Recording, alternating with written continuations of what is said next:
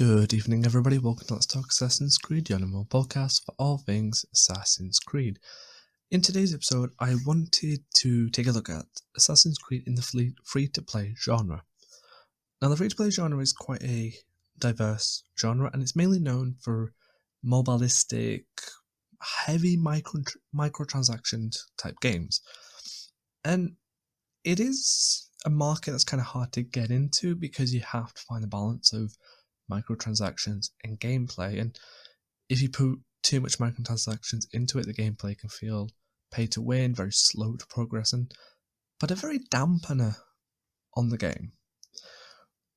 But a lot of times free to play can be effective and prove to be a lot better than AAA games.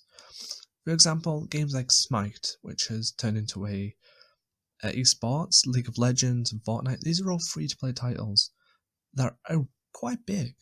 Genshin Impact is a latest addition to the PS4 and mobile free-to-play entry, and that is a very big open-world RPG with gacha mechanics, which can be done for free or with real-world cash. So there is plenty of space for Assassin's Creed. Now, Assassin's Creed has graced our screens, our mobile screens in the past with free-to-play games. We've had the Pirate spin-off from Black Flag, which hasn't been taken off the digital store, so I don't know much about it, but I have seen it around.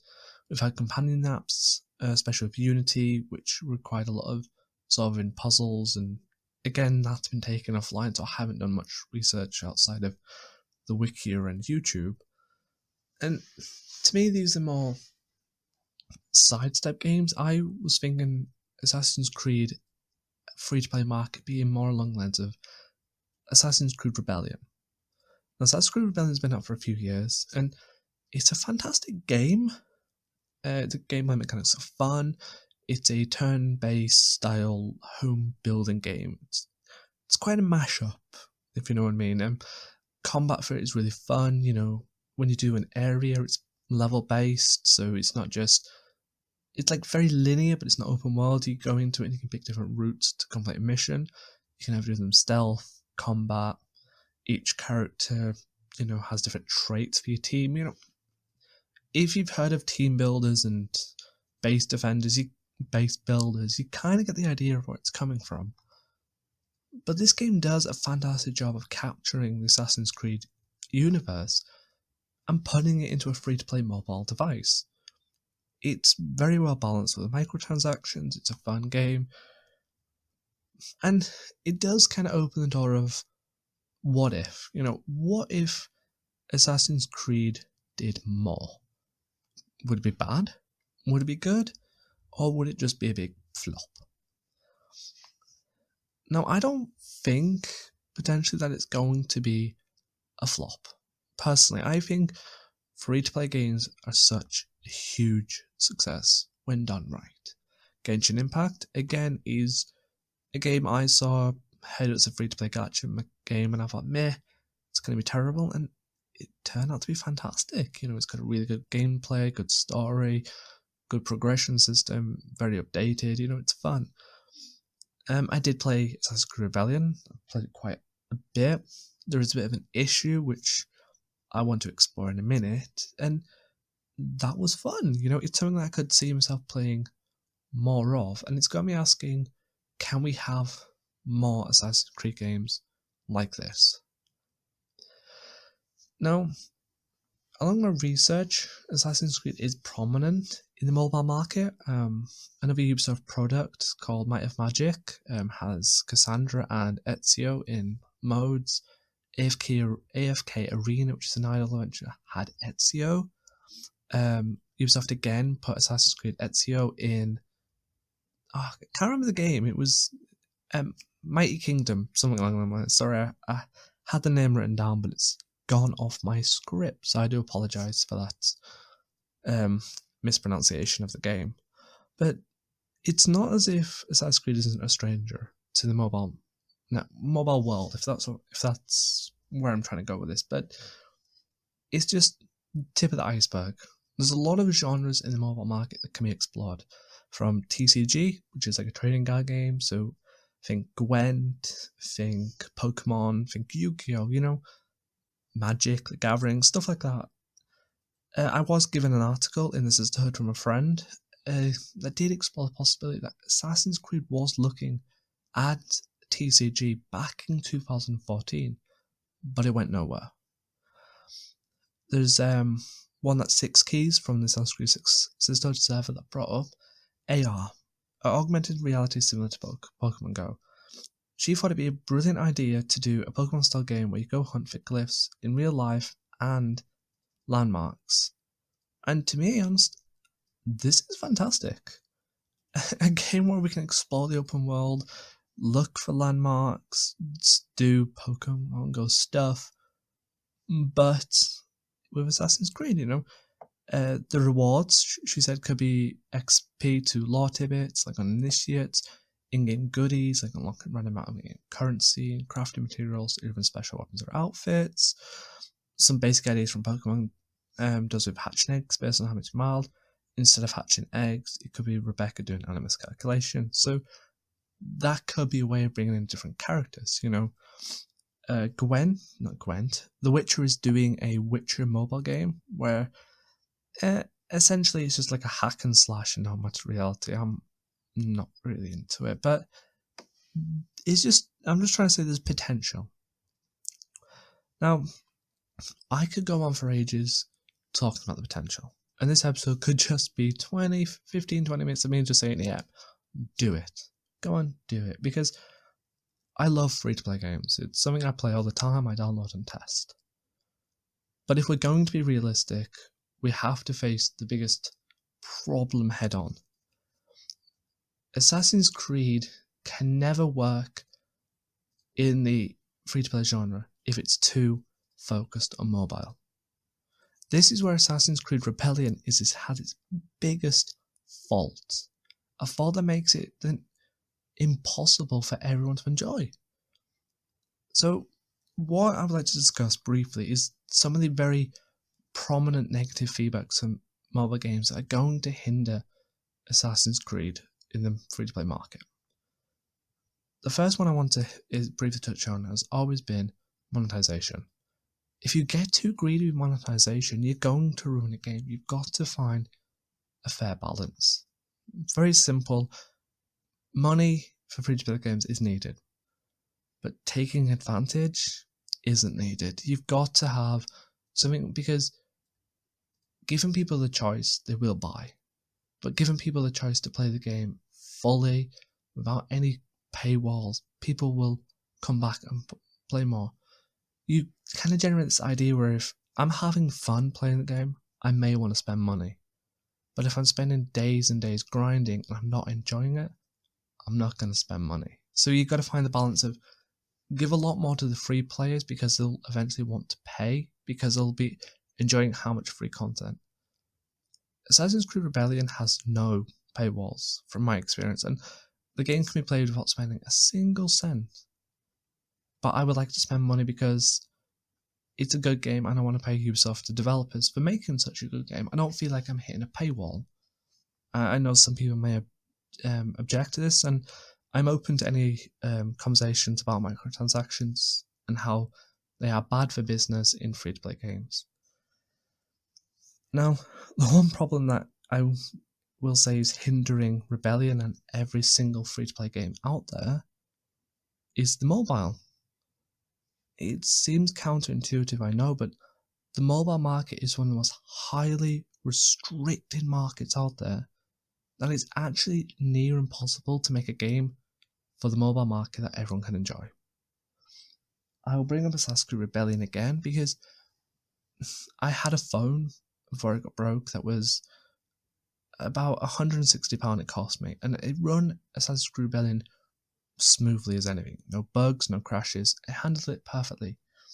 The phone broke, and I upgraded it to another one, which is the same price. I'm on a Nokia, and this model is probably 2 years newer than the previous model.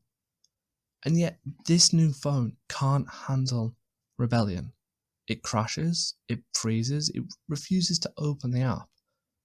And in this day and age where money is important, and phones are racking up to nearly £900. Some people out there want a cheaper alternative, something quick, easy, load it up, jump on a subway to text, a call, and play games. But with Google and Apple shifting to 64-bit, which is something to do with the processor, it's kind of hard for me to understand because I'm not tech savvy. But a lot of cheap market phones don't do 64-bit, meaning to get a game onto Apple or Google, it needs to be 64-bit. And let's say they released a game which is a puzzle game, which was one of the most requested features in the Twitter poll for 64-bit. There will be a lot of people out there who love Assassin's Creed, who are using a cheapish phone, solid candle, that are restricted. And it's that restriction that means that if they say this puzzle game will have lore in it that's canon, then that means then people have to wait till someone plays the game, puts it onto the wiki, or makes a YouTube. It creates another divide that's happening through the transmedia. A lot of stuff happens in transmedia that's canon, and people don't really know it because they don't have the time or money to go and buy the comics. If you start plugging Assassin's Creed mobile games, and then start putting lore bits into it, stuff to make it more canon, it kind of defeats the purpose that it's going to be heavily restricted. Some people may not have the time and money to get a phone that can run these apps perfectly. And that is actually the biggest flaw I'm seeing with Assassin's Creed Rebellion. I've got a few friends, I've even spoken to some family members, we've all tested this, and my brother's on a contract, his phone's worth £600. He runs Rebellion and some other new games smooth as anything. He can even pre-register for Diablo Immortal. And yet my phone, which is £140, can't run Diablo Immortal. My phone can't handle it, and it can't handle Assassin's Creed Rebellion. So this is just trying to show how restricted the mobile market is. It's not a problem for me, so ignore that. But it's not a problem for me, but it's just a problem. Could be a problem for other people. I don't mind not playing Rebellion. I do miss it, but some people may be really into it and prefer to play free-to-play games than go out and buy the AAA games because it's maybe more convenient for them. There is a way around it, which I know a lot of people may not be interested in or think it's silly, is porting them. Mobile games, free-to-play mobile games actually have a success on PC and console. And I know that sounds daft. Well, you're playing a mobile game on console? Why? Well, it works. Fallout Shelter is fantastic on the PlayStation 4. Gem of War, which is like a match-free game, works fantastic on console. Idle Champions, which is an idle clicker, works really well on console. So there is a potential to, port the free-to-play titles to console. It is a lot of time and money, and it is a lot of effort that can probably just be ignored. What's the point? If we're making a console game, we'll go AAA disc. But when you look at the success of games like Genshin Impact, which is a big open world free-to-play game, which has gacha mechanics, which is mobile and console, you can kind of see that actually that worked. People enjoy it. People play it really, really well, and they enjoy it and the mechanics. Could we do that? And then you ask yourself, which is the next part of this episode, what's the point? It's all good saying that there is a market for it, and it's all good saying there's restrictions, but the next part I want to discuss on the back of why Genshin Impact is good is what's the point of all this? And I would say freedom. Free-to-play mobile games for any series as big as Assassin's Creed offers the freedom where you can do stuff and like spin-offs, essentially, and not have to worry that it's not going to be well received because it's not following a certain story thread, if that makes sense. So Assassin's Creed Rebellion is probably a spin-off and it has gacha mechanics. You have Altair and Ezio. You're going to have Basim, which is really wish my phone worked so I could play and test Basim. But that worked. It's a unique concept and it's a spin-off Assassin's Creed. And now can you imagine a game as big as Genshin Impact, which is just a spin-off game, big world, gacha mechanics, you can play different assassins in the world, switch them in and out. maybe a free-to-play free-to-play multiplayer title, which is just similar to the multiplayer in Black Flag, and I think there was one in Brotherhood, but I can't remember because I didn't play much multiplayer, or Unity's multiplayer system in a fully fledged free-to-play game. Instead of just picking everyone just being one Arno, you can pick an assassin from the entire series and do stealth missions with them. It's like a free-to-play little stealth mission game, God forbid, but free-to-play Assassin's Creed MMO. It wouldn't really work, but more on co-op and MMO in a future episode is all I'm going to say. But the idea is, in my eyes, that would be fun. You give this little spin-off. A game series that I think Assassin's Creed would be really fun in is something like XCOM 2, a turn-based real-time strategy game. If they said here's a £60 Assassin's Creed 7, which is a turn-based game strategy game, you'd kind of be like, not too interested. Free-to-play title, where I can play it on mobile, play it on console, kind of a bit more interesting to me because it's a spin-off that's free. I can dive in, I can test it, I can have fun. There's no heavy restrictions. Another one that I think I'm hoping they're going to, because I'm starting to get addicted, Orlog. I hope I pronounced that right. Orlog is a fantastic minigame in Assassin's Creed, and it has the potential to do what Gwent done. Gwent went free to play outside of Witcher 3, and it worked on console, and it works on mobile. I know they've took down the console server, but I can't remember why. But you could patch that over. That would be a fun mechanic. It's a free-to-play game. Assassin's Creed Orlog, I'll just call it Orlog, that everyone can play on all systems. It would probably have to have cross-play, because if I want to play Orlog, I want to play with everyone in the world. Cross-play is the best feature around, but I'm kind of rambling with that idea. But you can see there's a lot of potential. So I do feel this episode has been a bit of a rambling on why I believe Assassin's Creed belongs in the free-to-play market, and I just kind of look at the mobile market as a highly restricted genre. Mobiles themselves range from cheap to super expensive, and not everyone can get super expensive. Assassin's Creed is officially 2007, 14 years old. 14 years old with tons of main game. There's got to be room for spin-offs, and I genuinely believe that spin-offs will be welcome in the free-to-play market. So if you guys have any thoughts on this, if you want to send me a message my way, if you have any suggestions on free-to-play games, if you have any topics you want to talk about, then please hit me up at Assassin's Creed Let's Talk @gmail.com or Twitter @ACLet'sTalk. I would really love to hear your thoughts on Assassin's Creed in the free-to-play market, because it's a bit of a weird one to discuss, but it's always fun to look at what ifs.